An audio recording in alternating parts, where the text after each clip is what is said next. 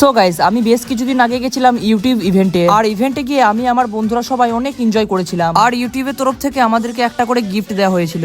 একটা করে গিফট, এর ভিতরে হয়তো একটা করে জাঙ্গিয়া আছে মেবি।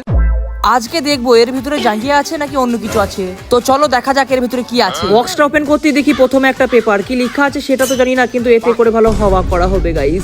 তারপরে দিয়েছে আমাদেরকে চাবির লক, আবার একটা না দুটো না গাইস, তিনটে দিয়েছে চাবির লক। তোমরা দেখতেই পাচ্ছ এতগুলো চাবির লক দিয়ে আমি কি করব, তাই দুটোকে কানে দুলের মতো পরে নিলাম। শালা গাইস, আমাকে তো দারুণ লাগছে। কিন্তু শালা কানে এমন ভাবে চেপটে গেছিল, তোমাদের কি বলবো গাইস। তারপরে বক্সের ভিতরে ছিল ছোট্ট একটা রেড কালারের ব্যাগ। এত সুন্দর একটা ব্যাগ দিয়েছে, ব্যাগের ভিতরে টাকা আছে নাকি তাই চেক করছিলাম।